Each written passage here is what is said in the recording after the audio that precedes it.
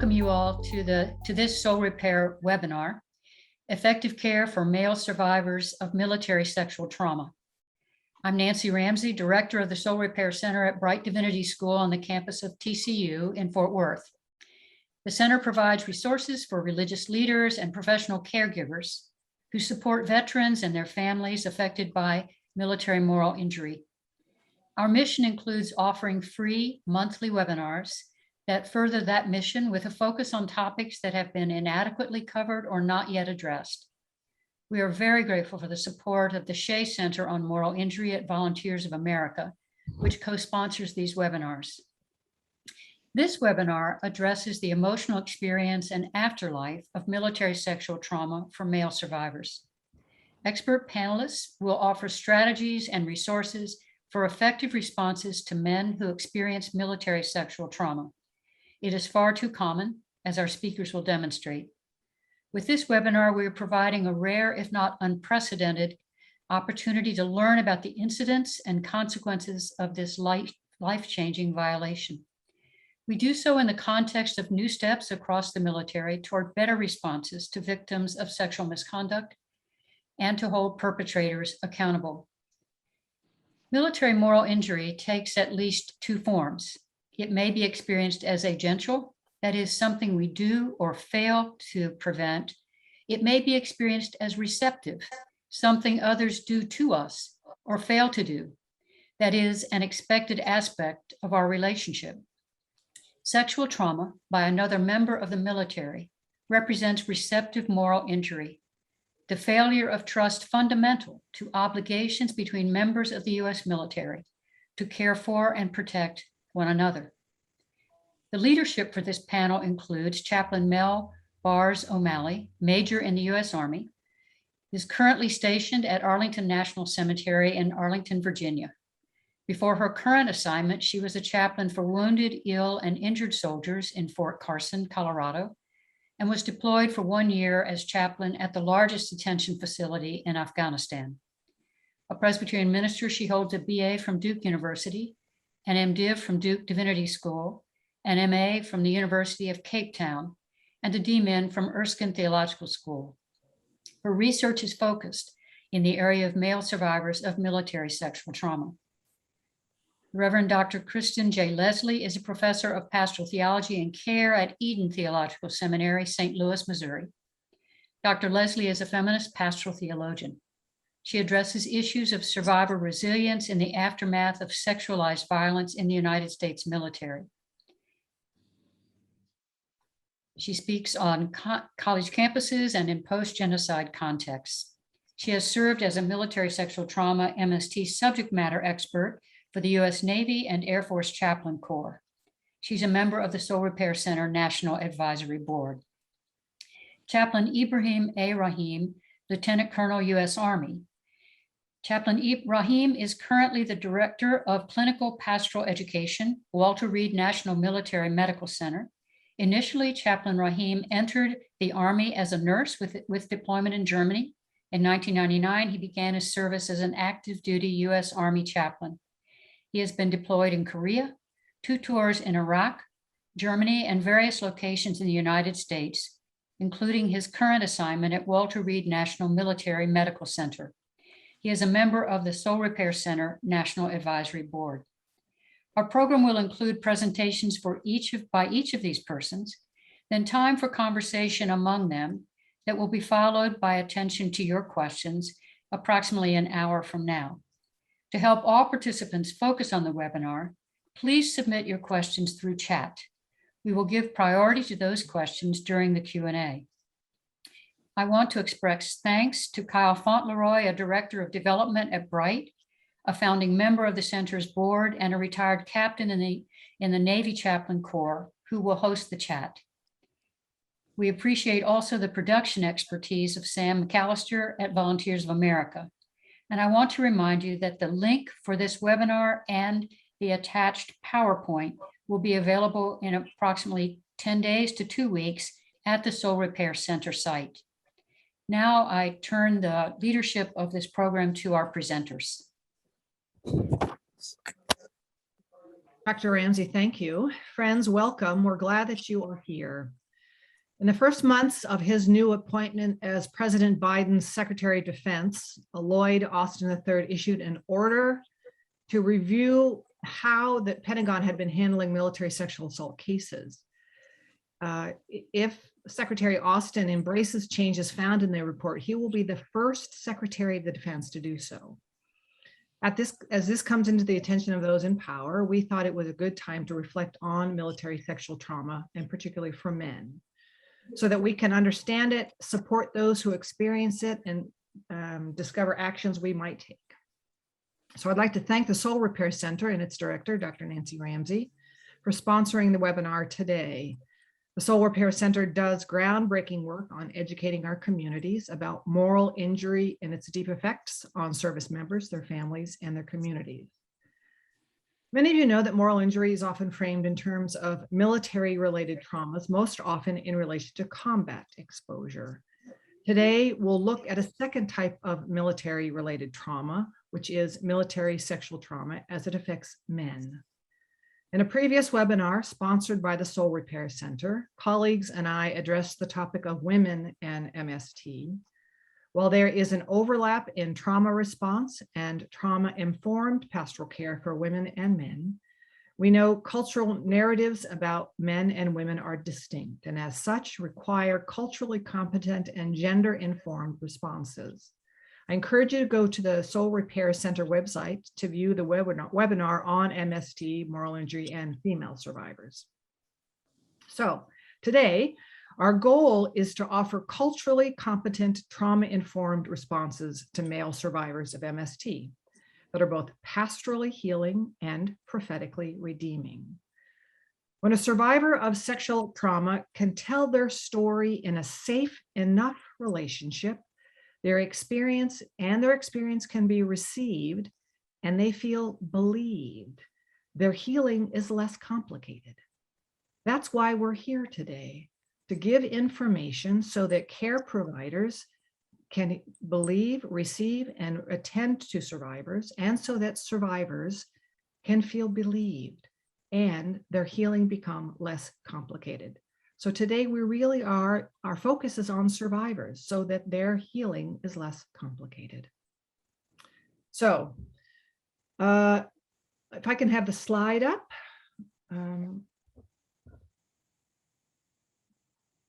There you go. So our goals for the webinar, we're going to do these things. We're going to define MST and understand it as an example of receptive moral injury. You heard Dr. Ramsay talk about that. We'll talk about that a little bit more.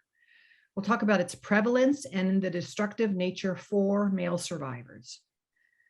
We'll spend some time thinking about why survivors are reluctant to report and explore some spiritual care best practices and pathways for healing. And we will end with some resources, as well as some direct words to survivors themselves about what kinds of resources are safe for you to seek out. So that's what we're hoping to do today. Next slide.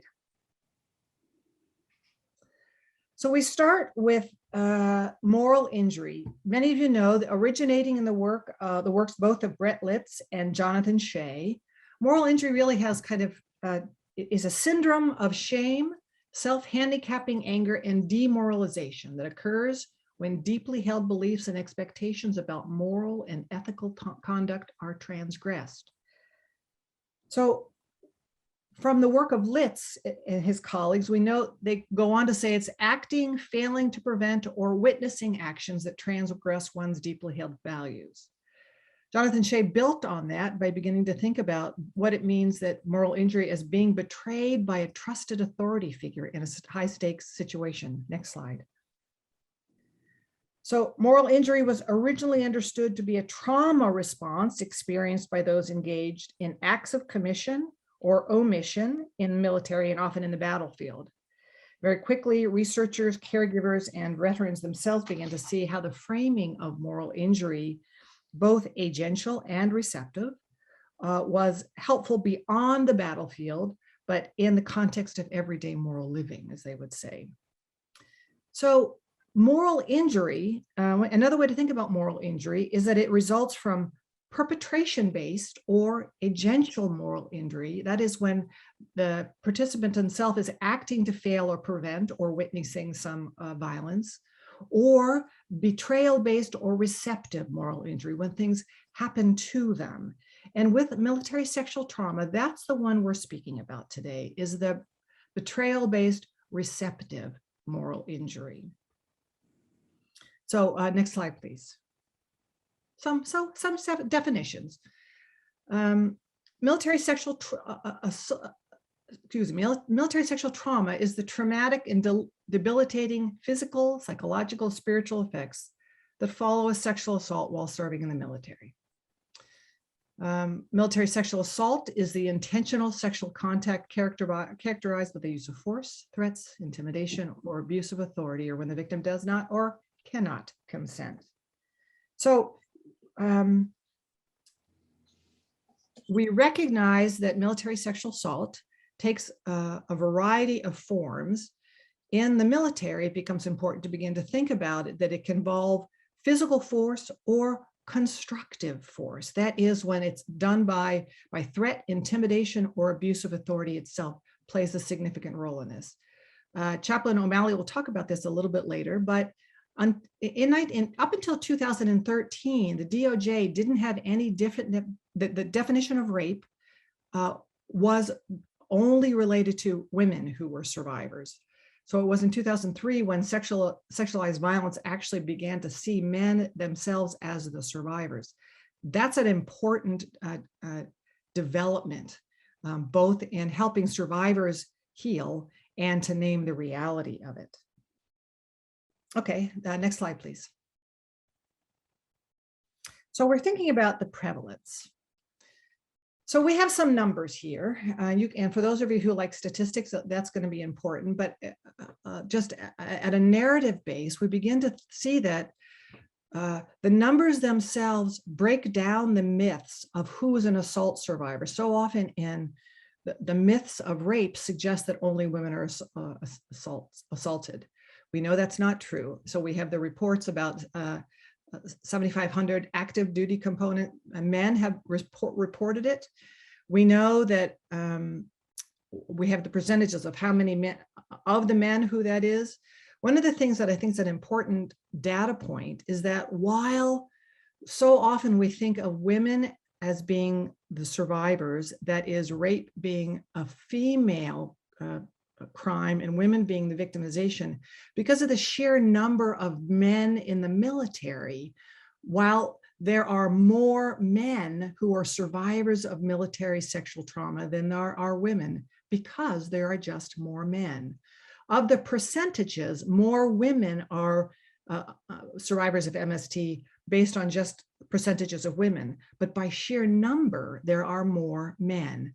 That actually contests then all the myths that talk about how sexual assault and rape is a women's issue.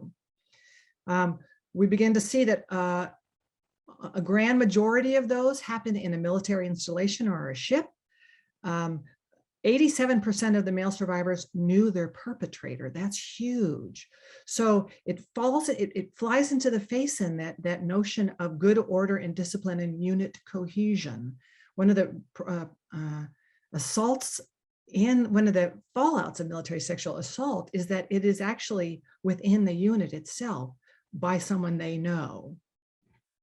We know that for male victims, the perpetrators are most often men, although there's a sizable minority reported female perpetrators. And the statistics show when it is a female perpetrator, it's because they are operating with men. So they're relatively low for just female assailants. But when women and men join together as groups, it's higher. Next slide, please. So one of the things that we know, this is true for men and women, but much higher for men, is that men don't report the crimes. And it makes a lot of sense that they don't. One being because there's such a high reporting of retaliation against the men who report.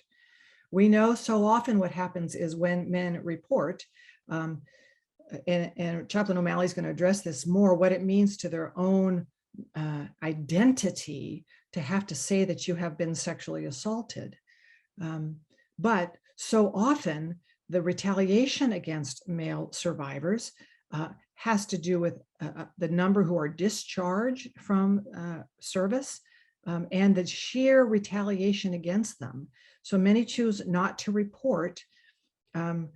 Chaplain O'Malley and Chaplain Ibrahim will talk about this, but because of retaliation, because of their own notions of who they are, and because conviction rates are so very low. This is true for in the civilian world as well as in the military world. It's actually more significant in the military world, that while last year in 2018, excuse me, when there were 5,699 unrestricted reports of sexual assault in the military, 6.4% went to court and less than 2.5% resulted in conviction.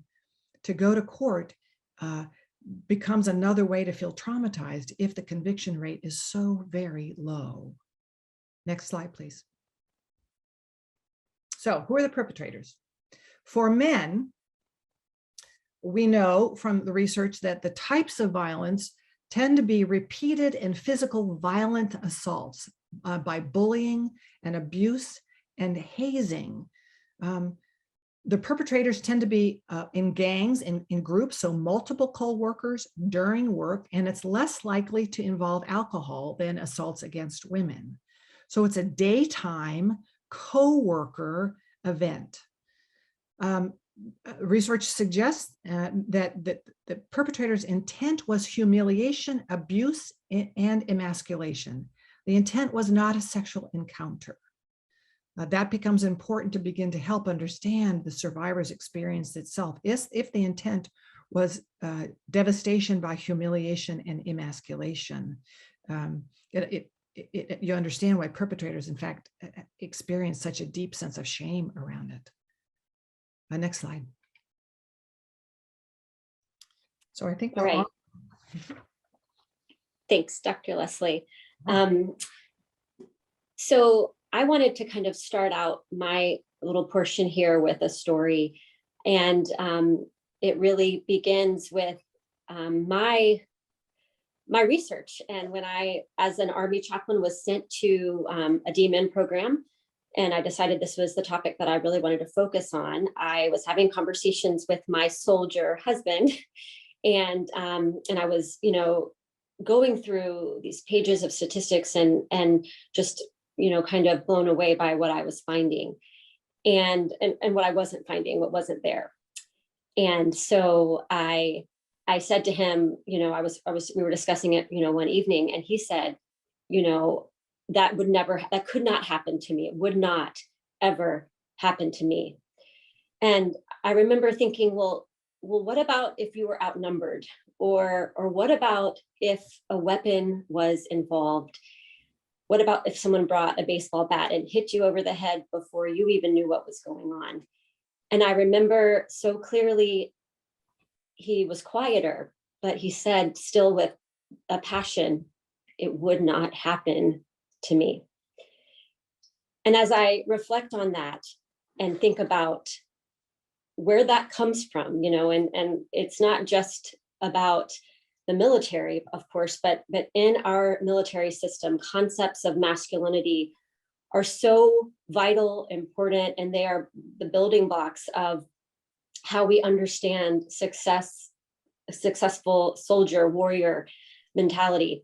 And so it's so important to kind of look at some of those concepts and constructions. And we think about the ideal male and what a real man is. And of course, that equals, and we're not limited to this, but we think about strength and power, being impenetrable. Those things keep us masculine, keep us warriors. Whereas with feminine, that equals weakness, oftentimes emotion, all the other emotions, but anger, I guess, is okay. And vulnerability, being vulnerable. And in the research, what I have found, as I'm looking at concepts of biblical masculinity and also, modern kind of understandings, our culture of masculinity, so often there are these, the two poles, whereas male is what what it's not. And it's not female. Male is active, female is passive. And if all else fails, to be a good man is to not be a woman in any way. Next slide. So that's really where, looking at even the definition of what rape is so important to just take a moment. I know Dr. Leslie mentioned it, but it wasn't until 2013, so not quite 9 years ago, when this definition was changed, the DOJ definition of rape. So before 2013, it involved a female. And we know, of course, that it was not always females who were survivors of this kind of crime. And yet, what message did that send to male survivors, right? And even now, we have an important change, and it is a change that reflects culture and reflects how we understand things. But also, as we know, that culture shift is not automatic. It's not overnight. And so now, the definition, it encompasses a much wider audience. It's not, wedded to gender, to biology, and yet still those cultural concepts and ideas still persist. And that's important to kind of keep in mind always. Next slide.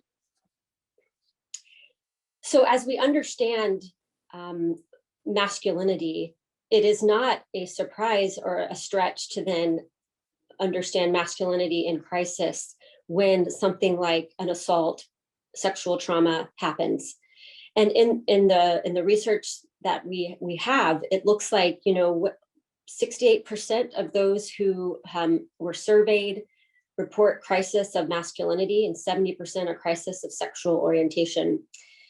And the other piece of this that I think is worthy to note is that there's also a vocational crisis. So if, as soldiers, all of us, we are trained to be not impacted by emotion, to kind of control ourselves so well that these external factors on the battlefield or off the battlefield, no matter what, they do not penetrate and they do not impact us, so that we can be successful. And so there is such an emotional disturbance that often happens in the aftermath of MST, that this can make any survivor, and particularly a male survivor, feel a sense of loss of control. And that's where the vocational crisis comes in, because the loss of control may feel like loss of identity as a soldier, as a warrior, as a member of the military. Next slide. I thought this quote just really encompasses, and so this is a quote from a male survivor, and he speaks for himself. And everyone can just take a moment to read this. But for those who cannot read, I will just say, he says, "I'm a male survivor. I was drugged, incapacitated, sexually assaulted by a former staff sergeant from a previous command, a fellow Marine, while on active duty. After this heinous crime, I was humiliated at the thought of my helplessness, while a man and fellow Marine took advantage of me sexually. After 2 months of nightmares, anxiety, depression, and confusion, my world as I knew it was falling apart. I feared being blamed, retaliated against, and I was embarrassed." And one of the things that I take away from that amazing statement, and the bravery, of course, for him to speak and to be so transparent about his experience, is the double trauma of what he went through. So not only did he experience the trauma of the sexual assault, but it is when he talks about humiliated at the thought of my helplessness. And the idea to share that's another trauma, and actually probably many, many more compounding. So not living up to the expectations of not only what a man is, but what a Marine is. Next slide. So Dr. Leslie mentioned some of the motivation factors, but I feel like it's important to kind of state this again, which is that this all stems from a patriarchal system where hegemonic masculinity, which is that ideal man, ideal masculinity, and heterosexism are valued the most. And so not about sex, but about power and conquest, and particularly in a hypermasculine environment. And we'll talk about this in a minute, but in the military where the celebrated and the held on a pedestal looks like one thing, and this is what all should be. And what happens, when someone doesn't fit in that mold. And what we see, of course, is that in many of these cases, men who aren't necessarily that, if they seem gay or if they seem other than that, then they may be targeted. Next slide. So I wanted to list some of the rape myths. And we've already kind of hit on this, but the idea, just plain and simple, that men cannot be raped. It's just not possible. And of course, the law held this up for many, many, many years. It has only changed recently. Kind of as I shared at the beginning of my section, that real men can defend themselves, if you're strong enough and if you have the capabilities, and it just can't happen to you. That only gay men can be raped. That a woman cannot assault a man, that this only happens in prisons. And that, of course, has to do with the hypermasculinity, that a sexual assault may cause homosexuality, or that, if someone is gay or bisexual, that would, mean that they deserve something like this to happen. And then, that if a survivor responds to an assault, then obviously it's something that they wanted. And, as I have gone through the research, finding quotes from rape crisis centers where, a man called in to get help, and the person who answered the phone of the rape crisis center said, "Oh, honey, men can't be raped."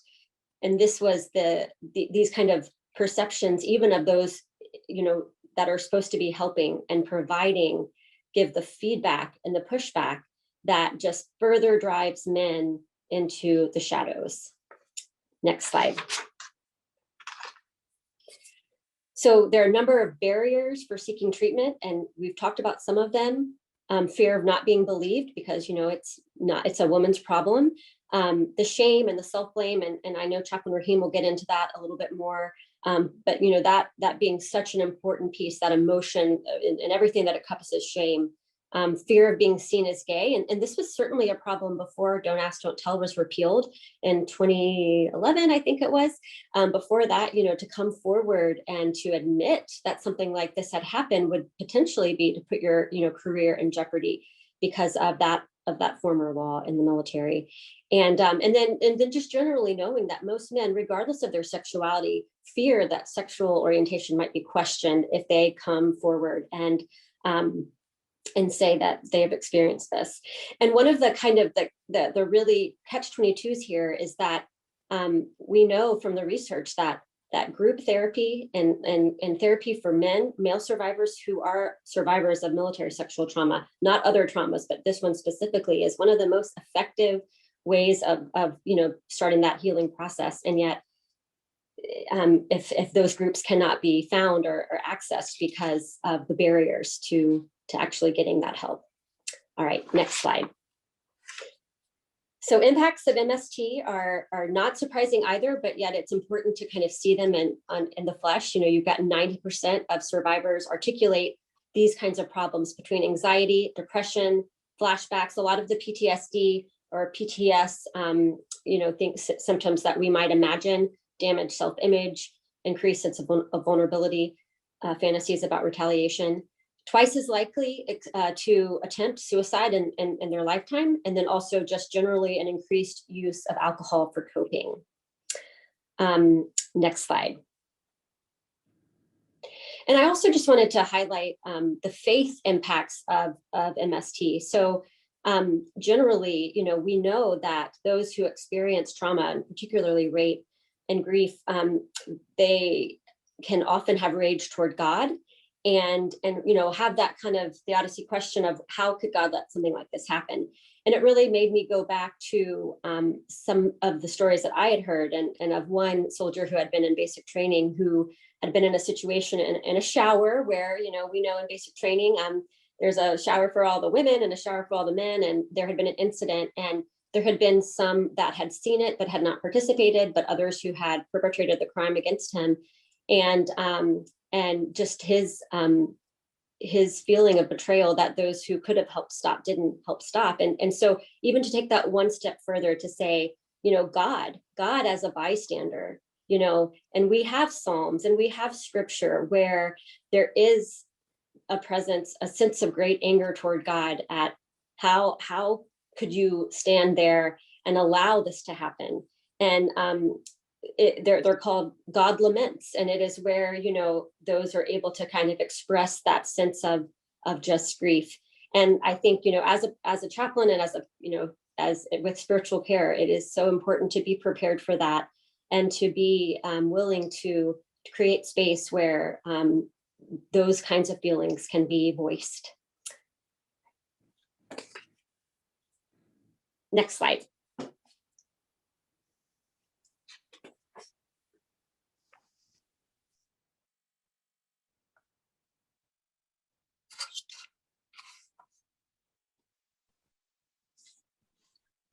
Okay, I believe this is where I pick up. Thank you, both Kirsten and Chaplain O'Malley. Moving into the spiritual care framework, how do we begin the process of caring for someone with MST who's a male? And it's an important part of this work is understanding the role of shame, both as a moral and spiritual injury. The moral side is, what they've always known to be right and wrong. And the spiritual side is, from their faith perspective, are they somehow now ostracized or outside of the community? So as I was thinking about this and the times I've engaged this with service members, one of the most important things to do is have an awareness of how this event might have damaged a person's identity, how they view themselves as a service member, how they view themselves as a practicer of faith, how they see themselves as a man, their self-worth, and all those, aspects. And, even within their culture and family identity, those things are all shattered. And so putting together, a delicate form of spiritual care is important in this moment, because we don't want to make things worse. We don't want to cause more harm. So we're thinking about that initially when we engage this type of care. In doing so, we demonstrate and model transparency. So we may share some part of our, journey, our own spiritual journey, where we weren't, we didn't have it all together. We didn't know where we're going to go from that point. And so that sets the tone for, okay, I'm not holier than thou. I understand that this is a very difficult time for you. In addition to that, we think about the term of vulnerability and what this person may be thinking about in terms of, well, if I'm in a hyper masculine environment and I'm a man, what's this term vulnerability all about? And they may need us to model some of that, all right, so that they can feel like, okay, this is a safe place to share my vulnerable, situation. And then building trust over time with them to, share deeper and deeper parts of this tragedy that they've gone through. Creating a non-judgmental and non-anxious and safe environment. This might mean considering a place away from where you work, a place away from a military environment so that the person might feel more comfortable moving into that space. You might want to choose a place that's a little bit more relaxing. This is something we can think about, so that the person can take their mind off of the place or the location where this trauma might have happened, or it reminds them of that place. Having a willingness to remain with them in this difficult place of shame rather than move away too quickly. One of the worst things we can do is say, okay, let's go and enjoy life again before this person's ready to move out of this place of shame. So help them feel like you're there with them through this very difficult space of shame. And try to get an understanding of how they are viewing this situation and the kinds of things that they're ashamed of, so that you can help them then move when they're ready to different places from the shame. We also might want to explore some emotions of anger. It was already mentioned how this is a acceptable emotion, but who are they angry at? Are they angry at the system? Are they angry at the military? Are they angry at God? Maybe just explore all of that. Their teammates who let them down or who betrayed them. Just giving them an opportunity to kind of unpack a lot of that anger and the grief of what was lost for them. They may have to move on from the military. They may have to move on from various, parts of their life that this tragedy might have uprooted for them. So thinking about what kinds of grief are they going through and how can we help them move through it? And then fear of the unknown, fear of the future, fear of who will find out and what that means for me. So many parts of fear that can be unpacked with them as you are offering them some care. And then what are the spiritual resources they might need to grapple with some of these things and help them find hope and new direction from. And then exploring when ready, what this new normal is going to look like for them, right? Giving them somebody to talk to about what's the future hold for the new outlook after this very difficult time that they've gone through. Okay, next slide.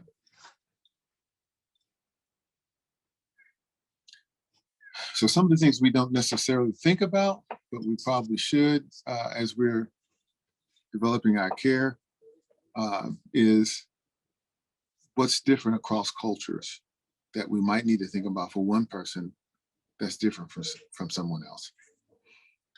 One of the mistakes we might make is think of it only through our own cultural lens. And that might start with just what is the military culture like in this unit? What are these, how hyper is the hypermasculinity here? And what are the tendencies for when something like this happens, for a person to be able to move past it? How might we reduce or eliminate some of these during our encounters? We talked earlier about moving to a new location to do some spiritual care, bringing in a person who's not military to have them talk to them and offer care to them. And so you can get creative on just how do we minimize this so that it's not the main thing that's blocking us from moving into that. What are the ethnic and racial cultural expectations that produce shame and limiting ideas of self-worth and identity that may need our tending to in a form of reframing? So if a person is from a certain background, say Latina or African American or Asian, or what does sexual trauma to a male mean, and how is it different for them? And we may get that information from them, from the person, from the victim. So we have to be open and have some cultural humility to ask those questions so that we are framing this correctly for that person, and then move to a place of helping them reframe it if they can conceptualize this from their cultural background. It may be very difficult for them to do. So we may need time, we may need additional resources outside of ourselves as chaplains or spiritual caregivers. What are the religious/faith community challenges? You know, maybe they held an important role they no longer feel qualified to hold because of this event. What are some of these barriers that may come out of the faith itself that's holding them back from healing? Maybe they believe particular things about these kinds of tragedies, and so how might we unpack that with them so that they can get a real good understanding of where the faith is actually becoming a barrier for them to getting over it and through this tragedy. Okay, next slide. Okay, race, social status as contributing factors. This is also important for us to take into consideration. How can we have some awareness around maybe these things are more difficult for one person to overcome than another based on their social status or their race.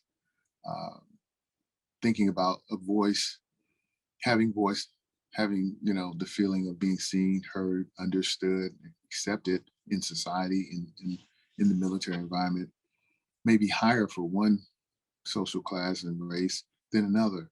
And so this becomes a compounded, difficulty when a person's from what's considered a lower social status, was considered a minority faith group or a minority race, and then all of these things compounded makes it even harder for them to overcome male sexual trauma.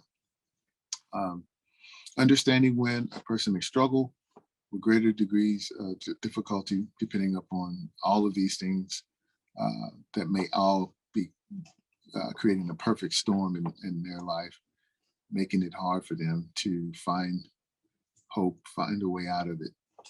This is something that we as caregivers need to be thinking about. And then assess for vacant esteem when they just have accepted that they don't believe that anyone cares and that there's any hope of overcoming this. And being able to pick up on that and maybe help them reframe that way of thinking. Okay, next slide. So what do we do when we don't know if these things are going on? We can look at some indicators around us and see the kind of behavior we're noticing from different individuals. Hypersexual behavior, no interest in sex, unexplained aggression, anger, repeated disruptive behavior leading to military punishment, inability to trust anyone. When we see one of these, we should, it should raise an eyebrow, but when we see all of these happening, or multiple of these happening, we should try to find out more about what's going on with that person, because it's a good chance that they may be victims of military sexual trauma and no one's ever known about it or found out about it. Okay, next slide. So I have here a vignette, but it's a lot here. So what I want to do is just maybe summarize it and just say how I engaged a service member who was going through this military sexual trauma as a man, and he really didn't know how to approach it, but because we had built a good relationship, he eventually found it in himself to trust me, to approach me and ask me if he could talk to me about something important. And so not knowing what this was about, I said, sure, let's make some time to meet in my office. He said he'd rather not. And so we ended up finding a place away from the work environment. So this is one of the situations where I didn't even know that this was a military sexual trauma case, but when the person indicates that they don't want to be around the work environment, that's another clue that this may be something deeper, more serious that they needed to talk about.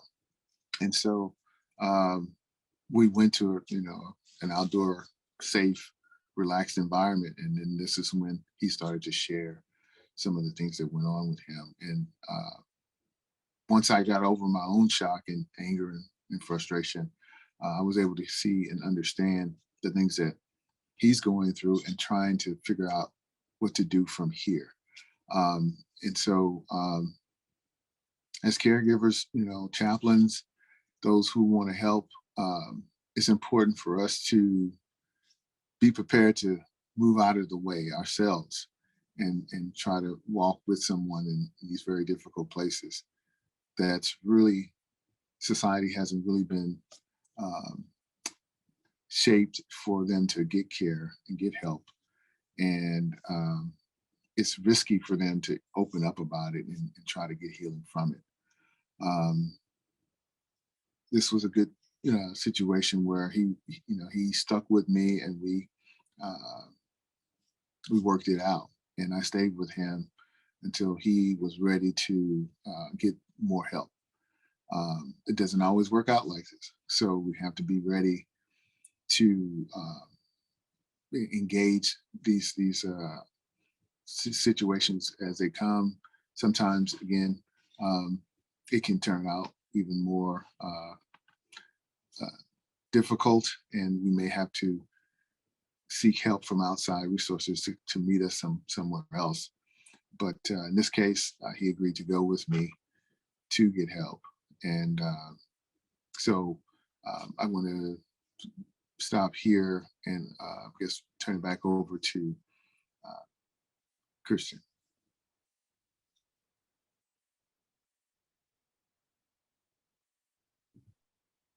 Chaplain Raheem, thanks so much. As I listen to you talk, and I'm mindful of kind of the betrayal of this receptive type of violence, this receptive moral injury, this receptive military sexual trauma, and how betrayal is so confusing, kind of knocking at the base of who you thought your unit was, who you thought you were, how your place in the world, just that the kind of the confusion that comes with it is so astounding. Next slide, please. So there's a program called Getting to Outcomes that's been rolled out recently, and the program is evidence-based, looking at what are some of the ways that to make recognizable changes for male survivors themselves. And one of the things they discovered in this program, in the research, was looking at the prevention programs for how do you equip a unit, how do you equip a community to both prevent the violence, but prevent the trauma response so that men can come forward. And they named 5 parts of it. One was by naming and decreasing harmful social norms and the rape myths. How important it is to name what the myths are, so people recognize so much of the trauma itself is having to prove that you in fact have been traumatized. I've heard survivors say so often, men and women, the assault was bad and everything that followed was worse. That's a pretty astounding statement. So making sure people understand what the realities are for men. Secondly, to encourage positive bystander behavior. One of the things that they've discovered, particularly on college campuses, is that in the military, is that equipping bystanders to step in and stop the threatening harassment. We know from the research that the more sexual harassment that happens in a unit, the more likely sexual assault is going to take place, and the correlation is astounding. So to equip bystanders to step in to interrupt the harassment itself becomes a really important thing. Educating about risk and risk perception, that's a hard one with men, because so much of risk assessment has been around sexualized violence, has been equipping women about what it means to be a potential survivor. But to do that for men is to help understand. I'm thinking of Chaplain O'Malley's spouse who was talking about it just couldn't happen to him. And in fact, it does happen to men. So what are the kind of the perceptions of personal risk, and helping people understand the early detection of risk in coercive situations. Teaching self-defense skills, long having been done working in rape crisis centers with women. What does it mean to equip men around self-defense skills in general, just around bullying and abuse in general, not even put it in the context of sexualized violence, but about bullying and abuse can be important. And then decreasing alcohol misuse. Now we know with male survivors of military sexual abuse and trauma that alcohol use is lower than it is in the incidence with women, but we do know that the use of alcohol is absolutely increased after the violation, after the trauma, which complicates the healing.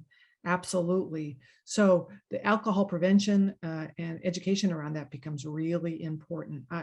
At one of the end slides, we've given you a list of some of the resources, and getting to outcomes, I think is a helpful resource because it's for people who want to implement some programming in about what ways how they can equip a community.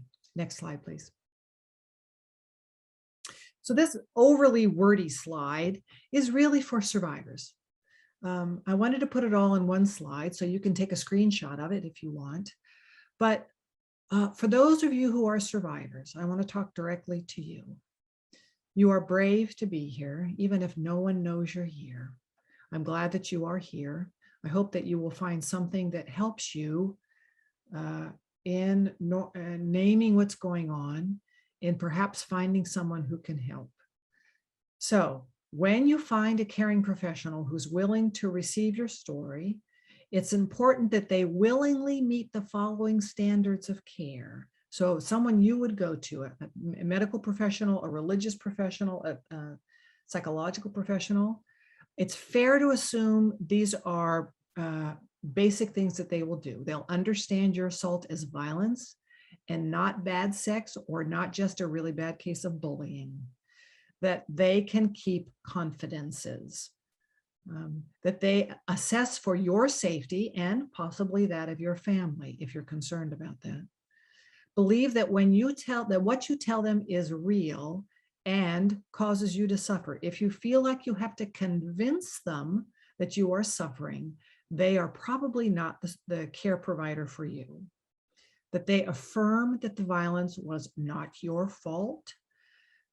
That becomes a really big one for survivors of sexualized violence, that somehow that sense of I brought it on, that my behavior did it. Maybe I was drinking, maybe I was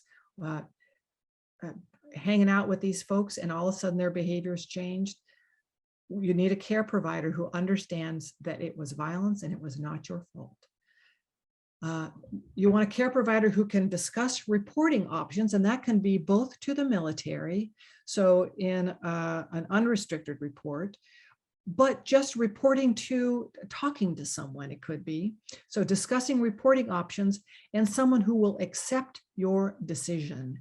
If you feel like they are pressuring you to report and you are not ready, recognize that is up to you. Understand that reporting within the military system can be re-traumatizing and for some worse than the initial assault. If the care provider doesn't understand how traumatizing reporting itself is, that can become worthy of attention for you. This is someone who works with you to find networks of support, both MST support groups and VA, friends, support outside the military, because in order for you to re-engage in the community, who can you talk to that will begin to help you, if not normalize it, begin to see that there's a larger compassion and environment around you. Carrie Doring in her works talks about the work with moral injury and other kinds of military trauma, is that we can't make the trauma go away. But what we can do is find supportive people and environments that can have a larger holding environment of compassion. So you need a care provider who understands that you're going to need support from other people, not just them. Affirm that you did not fail the mission. I'm going to say that again for military members. You did not fail the mission if you are a survivor. That is really important.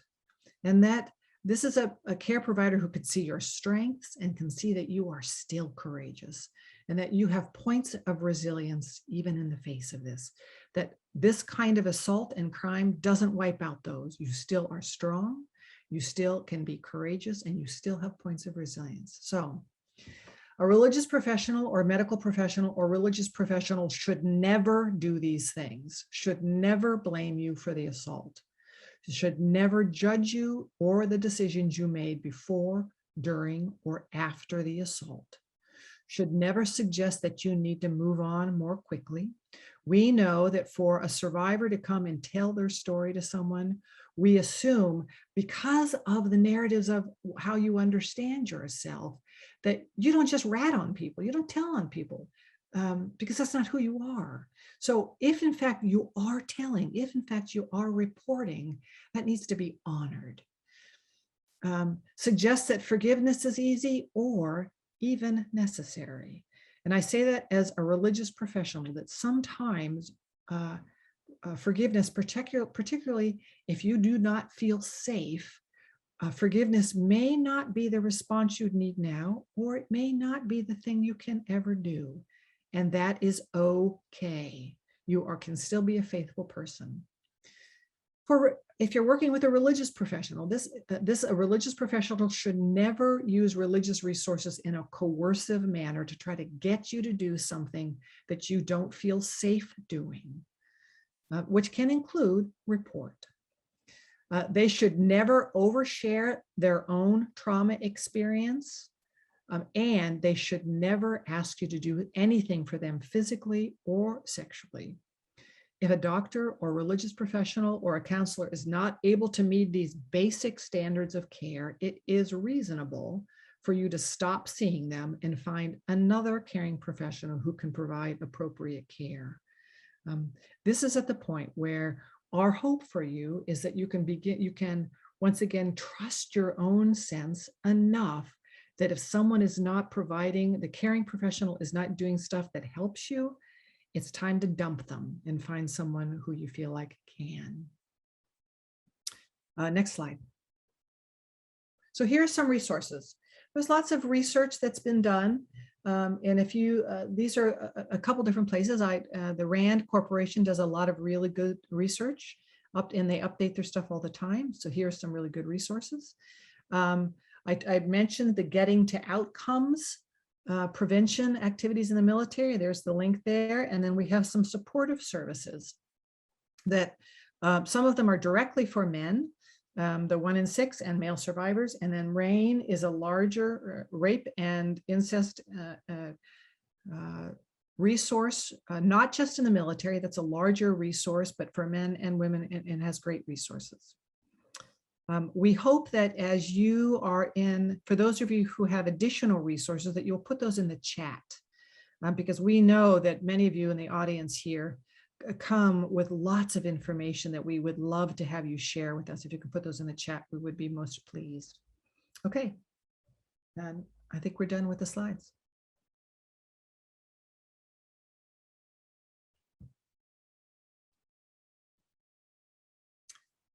Chaplain O'Malley, do you want to take it from here? Absolutely. And I know that Dr. Ramsay mentioned that she was going to maybe ask some questions that we can kind of all discuss together. So I don't know if she's ready to come in. Okay. Because we're at 3 o'clock. So our time for conversation among the three of you needs to, I think, what I'd like to do is share some of the questions that came through chat and invite you to elaborate those. Would that be okay? If prior to that, if there's something, burning for one of you regarding the comments of one of the others, this would be the time to do that. Okay, I'm going to move ahead then. So one of the things that I wanted to mention is that folks are asking about the ways of, how should, is there an advantage, for example, to have a caregiver of another gender? Is it easier for a survivor of male sexual trauma to talk with a woman chaplain? Or is that sometimes the case? How might a chaplain sort this out? Well, I mean, I can start off just by saying that in my 10 plus years of Army chaplaincy, I've had not just survivors of MST, but a variety of people from a variety of different reasons for coming to see the chaplain express that my gender was helpful. And I would, some of those there's overlap. So of course, just the idea that I wasn't a man that might potentially judge, the emotion or some of those, some of the expression that could come out of a very, tender and, a conversation or a subject that was just, that would bring up a lot of those things. So, I mean, I personally have seen myself where it's helpful, but I also wouldn't say, gosh, well, a male chaplain, couldn't do it, because I think, as Chaplain Raheem kind of voiced, there are some ways that we can have a posture and kind of a countenance that does make it safe enough, hopefully, for that person to speak honestly. Mm-hmm. How do you find the function of a religious tradition or the absence of it might affect a survivor's experience?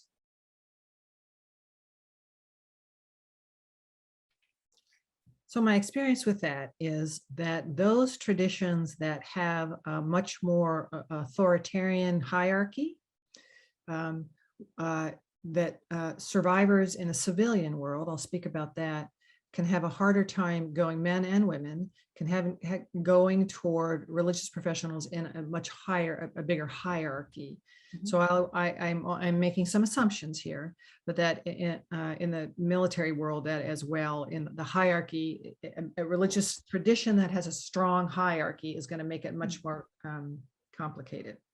So complicated because of the way that leader might be elevated in that person's mind? That, and because I guess I'm also thinking their theology.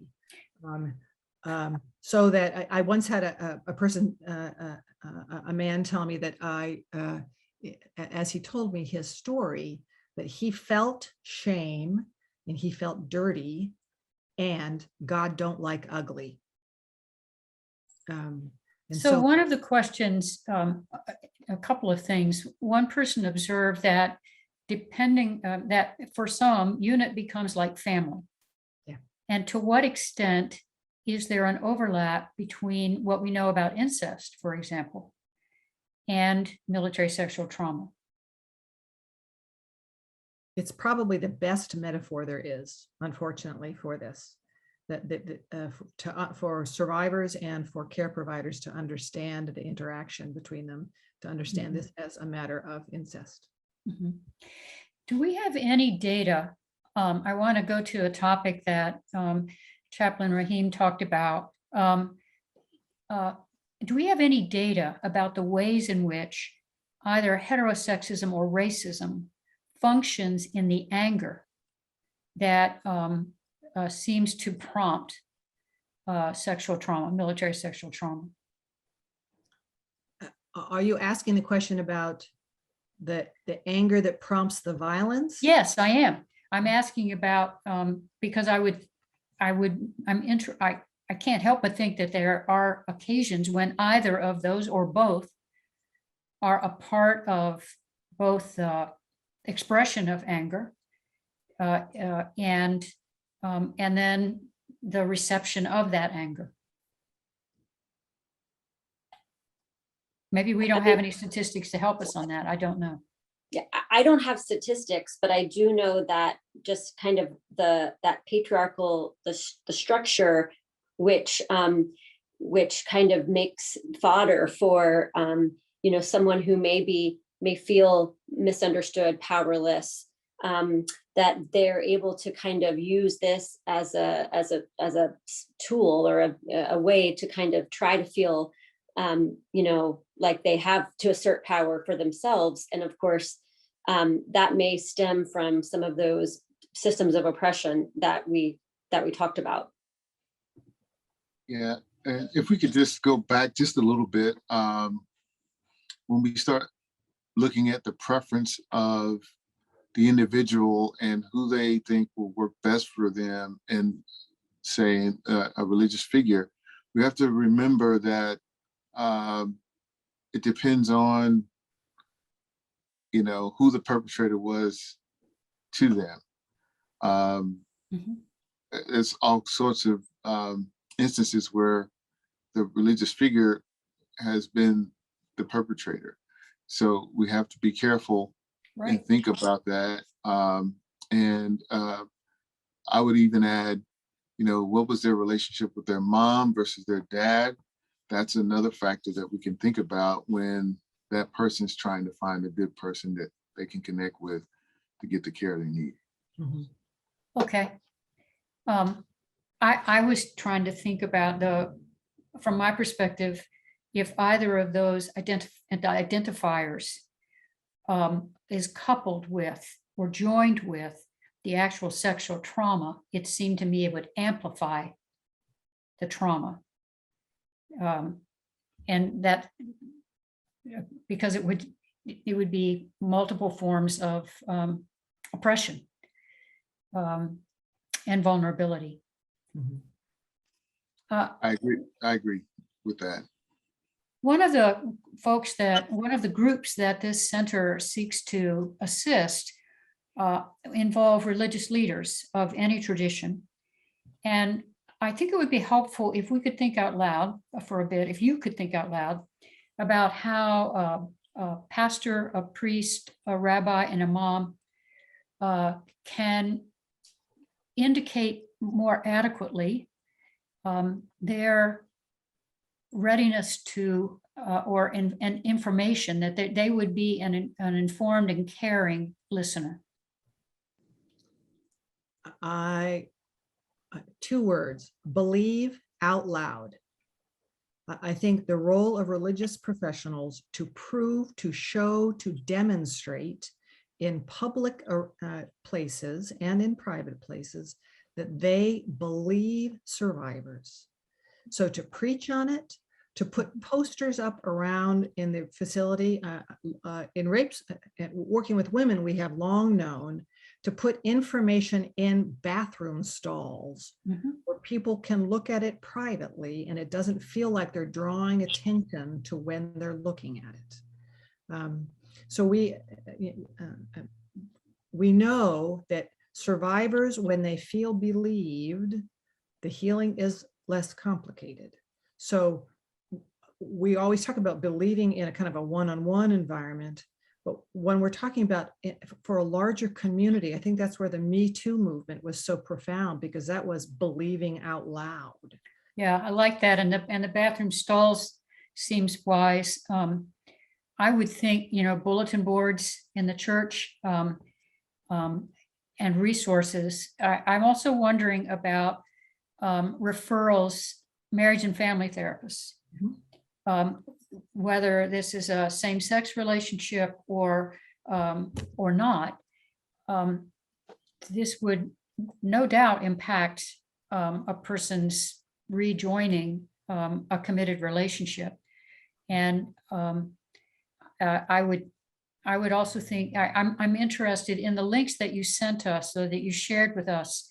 Is there any information on working with veterans when they are returning to their home? and the relationships they may already be in. Say more about that, Nancy. So in the links that you sent, are there any resources for what are sometimes called marriage and family therapists, or the kinds of resource networks for persons that are better equipped to understand this trauma and its devastating consequences? Yeah. So, I mean, let me make sure I'm on. From what I have seen, and I mentioned the whole idea of, the group therapy being one of the most powerful tools, but yet you can't get to that if you don't know where to go. And as I really took some time before this to review the 1 in 6 and the other site that was right below it, I was really, that was not, I don't remember seeing that, 5 years ago when I did this DMN. And I'm like, wow, things have really kind of gotten more out there and visible. And so that is very powerful. And as I read through some of the stories, so they have men who are willing to tell their story, and that's highlighted on this website. And so I had tears in my eyes reading these and thinking about and addressing exactly what you said, how to have intimacy with a family and anything that is healthy when this was never addressed. It was something that happened many years ago, but yet, and so all of that really is voiced in a really helpful way, at least at what I was looking at. And just to kind of also, as chaplains, I know, for me, what I try to do is talk about that this is my passion and my research, because I don't know who it's gonna, whose ears it's gonna fall on, that maybe I could be an ally or someone that they hear later on. I have people that, reach out later, years later, to say, oh, I remember you said this was what you were doing, and I have someone that needs to talk to you. And so I do feel like that's something that, I feel is important as a chaplain, to just be vocal about this is important and I care, and it's something that I personally am want to talk about. The RAIN, the resource, the last resource on the last page there, the RAIN network, that's the place that you would find therapeutic resources, because they have a large log of all sorts of resources that are helpful, including therapeutic ones. What kind of training do VA chaplains get? Since if I understand correctly, if a veteran were seeking help, the veteran needs to begin with the VA contact, don't they? So what training do the VA chaplains receive on this presently? Is there some standardization of it? I'm not in the VA, but we as military chaplains don't really have a training that I could speak for the Army. That's something that I've actually recently been approached to try to design a training for Army chaplains. So I'm not sure about the VA, but I know in the Army, we don't really have a training for this. Yeah, Chaplain O'Malley, I think it has a lot to do with part of what you shared, and this idea, even though the definition changed back in 2013, but there's still this idea that there's no real need for this. There's no real issue with this, but the data says otherwise. And I think part of what we can do is initiate some training and initiate some awareness that's not there. So in the Navy, Air Force, Marines, they have done training 2014. I did the training. So there are some resources out there for some of the branches. So which branches did you say? Navy, Air Force, Marines. Okay, you Army folks, get with it. I've mentioned it many times, but the Army sometimes, what can you do?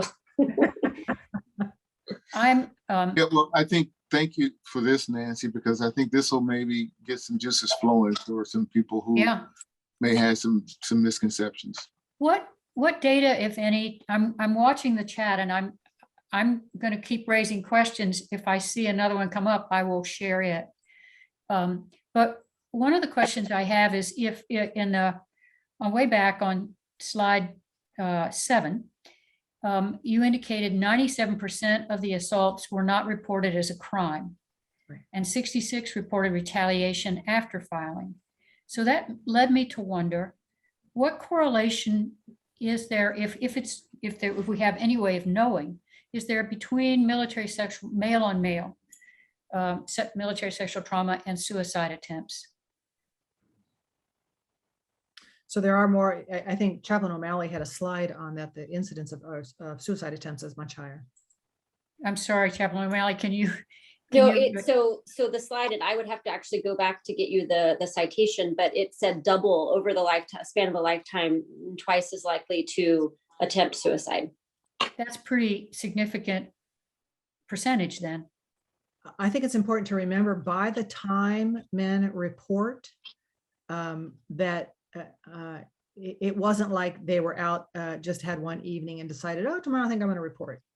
That they've already had to cycle through all sorts of trauma responses and having to cycle through recognizing it is seen as so counterintuitive to report because real men don't report and because the military training itself would say that unit cohesion, that you keep moving forward, and because the incidents of reports are so devastating, and the narratives that go around is that it doesn't help and it does hurt. It creates problem that when people eventually do report, you can assume they have cycled way down. Their need for help is much more immediate. I could also imagine that if this violence happened when deployed, right, when there could be an occasion where military personnel need the protection of another who might have raped them the night before, gang raped them, but they're on the battlefield together. That's pretty traumatic to imagine.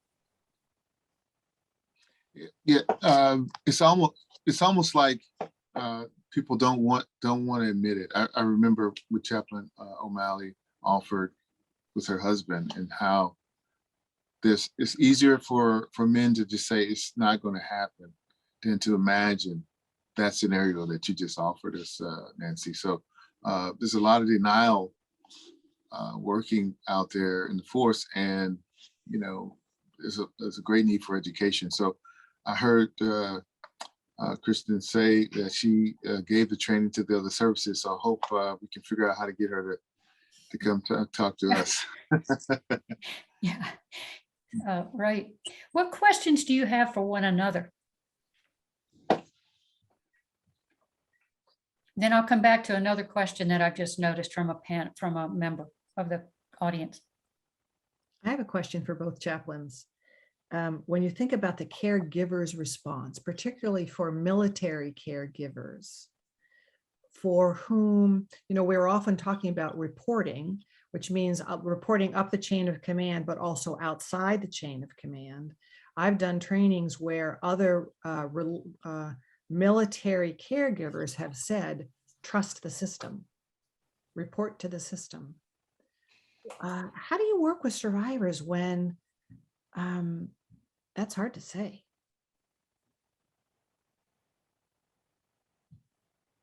I think, go ahead, Chaplain Rahim. Well, I just want to make sure I understand her question. Is it, are you asking about our understanding of that, or are you asking of the person who's the victim of military sexual trauma? I'm thinking, I'm asking how you two make sense when much of the training in military bases, at least the ones that I have experienced, have said, we're putting in place all these systems so you should safely be able to report. And I can't tell you a one survivor who feels safe to report in the system. What do you do then? I think the awareness around the organizational trauma and the nature that, the place of trauma is the place where the resources are, is such a tricky system, right? And when I hear your question, what I feel is a sense of reminding myself of patience and of the holiness and the sacredness of a person's story. And where maybe this is the first time they've even spoke or even uttered what happened, or and maybe it's the last. I mean, I don't know, because that's not my job really, and I sometimes think it's my job, or it's I get ahead of it and I want to use the system, but I think just kind of coming back to that place of, in the holy moment, to try to see it that way, and then maybe God will help me have awareness, and the Spirit will help me kind of to know where it is that they want to go instead of where I want to go. Because sometimes, it's I get in the way, and I think Chaplain Raheem, you said that. Yeah, and I would just add to that. Looking at the data might make you rethink that. If 97% don't report, was that the number? Yes. Mhm. Yeah. So, I mean, that's telling me something about the system. Yeah. People don't trust it, and so I would take that as a chaplain to the command team and wrestle with that and say, hey, we may say it's safe, but people don't see it that way. So what do we do? How do we get them in a place that's safe, that they believe is safe, to help them work on this? I know in the early works by the Navy and Marines and perhaps the Army, I apologize, I don't know that as well. That's became, while restricted and unrestricted reporting became such an important thing, that restricted reporting meant you could get a psychological care, you could get medical care, you could get spiritual care, but it didn't get reported up the chain of command. So you could get the need that you had, so that the unrestricted report then was when legal got involved. So I think that was one way to separate those, so that people get the care they needed without having to engage the wider system. There's a comment, there are several comments related to the bedrock ethic in the Army of trust, Right. which you all are demonstrating maybe isn't quite as effective as one would hope. But another participant, Chaplain Lane, it indicates that in the inpatient psych department in the U.S. Army, there's a catch program. I'm not sure what CID means. So Chaplain Lane, if you want to speak very quickly about this, maybe you could clarify what, or do one of you know what CID means? Do we know what? CID, like Criminal Investigative Department, maybe. The new It's catch program by- basically the I think it's criminal division. Okay, division. so apparently it's meant to catch repeat offenders, and it's safer than some existing in command programs. So it sounds as if painfully part of what you all are describing is that there's plenty of room to improve in every branch at this point. Mhm.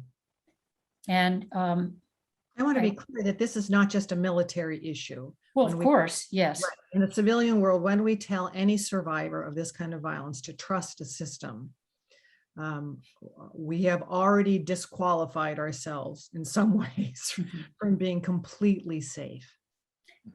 Yeah, and I think some of that's associated with the power associated with, rank, structure in religious environments, structure in where you work. If you report, then you may be putting forth an allegation towards someone very powerful, and so Yes. those things kind of don't go together. So it's hard to trust that you can depend on that system if someone with rank or power was an offender. Kirsten Gillibrand's work to try to get reports outside the chain of command Yes. have been so significant, and she's worked hard for a long time recognizing to get the reports out of the chain of the command, which in family systems terms opens up the system to outside review. Mhm. No system likes that. Right. And that's the way that you change a system. Yes. Mhm.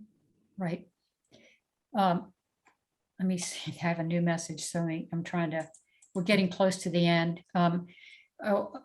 one of the observers, one of our folks watching, talks about how most military sexual trauma survivors leave the military and end civilian life, but obviously they re-enter civilian life needing a lot of help and education. And yes, I understand the point about that she raises here about educating civilian caregivers. So I'm interested, can you again repeat, Kristen, which of the links would one go to? RAIN, RAINN, the RAIN network. I would think for folks that this might encourage advocacy with marriage and family therapists at that organization, AAMFT, as well as other predictable therapists, but organizations. But I also think this redoubles maybe some of the concerns for us here at the center about how we help religious leaders be sensitive to this. I think, go ahead. I was gonna say, I'm reminded, just another little anecdote from my own life. My cousin is a pastor, a hospice chaplain down in Pensacola, Florida, where we're from, military community where people often retire. They go back there. It's a beautiful place. And he called me about a month ago after he had a conversation with a 30-year Army soldier about moral injury. He had never heard of moral injury. And he explained what was very clearly, I mean, it was textbook. We've been talking about this for years, pretty much ever since I got into the Army, and he had never heard of it. And so I sent him some resources, and it reminded me that I do feel like, communities where there is likely to be a high number of retirees, the partnerships there between those of us who do know and have been around and those who are going to be on the front line when these soldiers take off their uniforms and, are showing up in church are so important. I also think about the VA kind of geriatric settings and the importance of listening for what training happens there. But one thing we haven't discussed is how many persons may be already survivors of sexual trauma before they enter the military. Because the incidence in the culture is remarkable.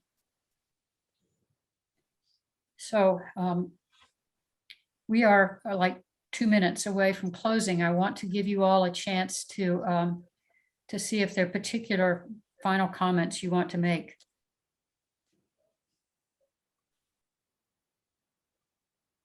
So one of the comments that I think is important for all who are attending the webinar is to recognize in our cultures, whenever there are larger cultural narratives that dictate what real suffering is, part of our role is to educate ourselves and to believe out loud, to find ways to believe survivors, because it makes their healing less complicated. Yeah, that believe out loud is important. Thank you. Anybody else? Yeah.